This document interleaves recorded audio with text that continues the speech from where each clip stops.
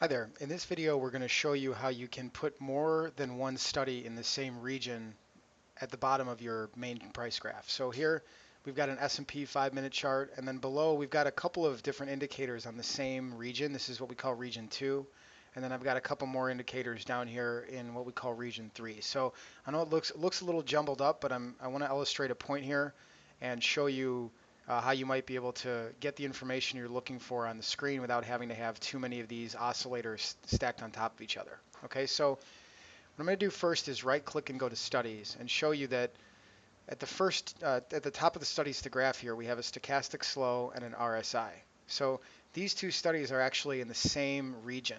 Okay, and the way that you pick the region is by selecting the indicator that you want, go to settings, and in settings and inputs, look for this chart region 2 section. So normally when you add studies to the chart one by one, the charting will put the new study in the region below the one that already exists. So if you already have something in region 2, it'll put the next one in region 3 and then 4 and 5 and 6 and so forth.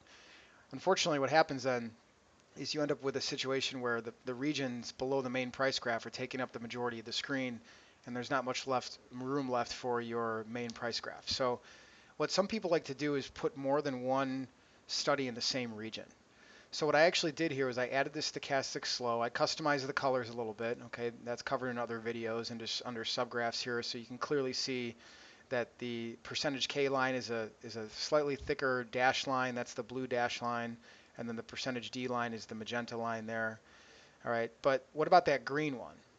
Well, the green line is actually the RSI. So if I go to RSI, click on settings, and you see under settings and inputs, I have the chart region also set to 2. So whereas the charting software tried to put this in region 3 by default, I actually changed it so that it went into region 2. And in subgraphs, I made the RSI itself this green line so I can easily distinguish it from the stochastic. So what you end up with are two studies in the same panel.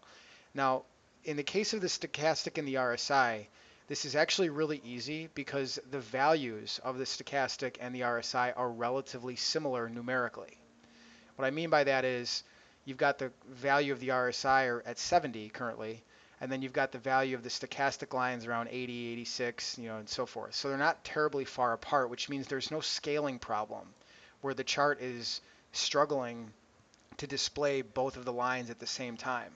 Where you're going to run into a problem with this is when the value of one indicator and the value of the other indicator that you're trying to put in the same panel are really far away from each other.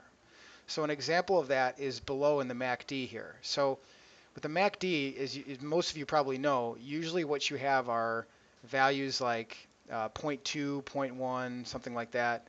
And I have a commodity channel index on the same screen, and the value of the CCI is usually in the neighborhood of, if it's extreme, it's of over 100 or 150, sometimes 200. So sometimes you run into a scaling problem where the chart flattens it, the line flattens itself out because the scale is trying its best to show you both indicators at the same time.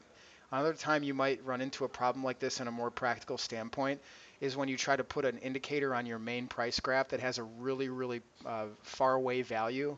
Like let's say you were using a 500 period, moving average on a daily chart or something like that, where that value is hundreds of points away from the current price. So the chart pancakes itself so it can display both the price of the market and your study. All right, so that's an issue because it really makes the indicator useless. So in an effort to combat that, there are some scaling options available in the studies section, in the settings section of each study. So what I'm going to do here is right click and go to studies. And what I did in this example is I added the MACD first. So I add the MACD. I have some customizations on the MACD, nothing too important here. And in the settings and inputs, I really didn't change any of these inputs here. The scaling by default is set to automatic. So automatic means that the chart is going to try to display every aspect of the study no matter what. All right, set to automatic. Now, what I had to do in order for this to work properly is when I added the CCI, I have to change the scale option in the CCI to independent. All right, here's an example of what happens if I were to leave this on automatic. So I'm going to just change it back to automatic and push apply. Watch what happens to the MACD and the CCI. The CCI is this green line. That's this green line right here. The MACD is the rest of the study. So when I apply it, look what happens. It gets really wacky looking. The MACD is kind of trapped in this zero area here because all the values of the MACD are so small, whereas the value of the CCI is so large. So it's really trying to flatten the MACD out so it can display the value of the CCI right now, which is almost 170. So the lesson here is that if you're going to add a second study to your panel to the same region, what you need to do is make sure that if the values of the second study are way off from the first one, that you go to scale and check the scale option from scale range from automatic to independent. So watch as I change this back to independent, push OK and push apply, and you can see the MACD comes back. All right, so now it's visible again. So this is most useful for people who have a few different oscillator type studies that usually appear at the bottom of the chart. For people who do not get confused between them, meaning you might have different colors, or maybe you're just used to seeing them all in one spot, and it doesn't take too much brain power to make a distinguish or to distinguish between the different studies. That's really who utilizes this most. What you don't want is you don't want a chart that has 6 different panels at the bottom or different regions to the point where your main price graph is so small that you can't read it, and you've got way too many lines up here. So again, you can always change the region under the studies section, stochastic slow, settings, check this region here. And in a lot of circumstances, you can just change the region to the same region as your other study and hit apply and it'll work fine.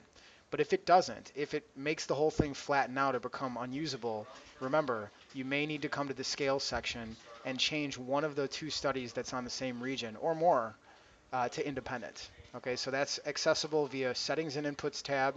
Click on the Scale button right here, and then look for this option that says Independent. In the vast majority of circumstances, automatic is the default, so you may have to select Independent for that second study. Okay, we hope this helps. Let us know if you need anything. Thank you.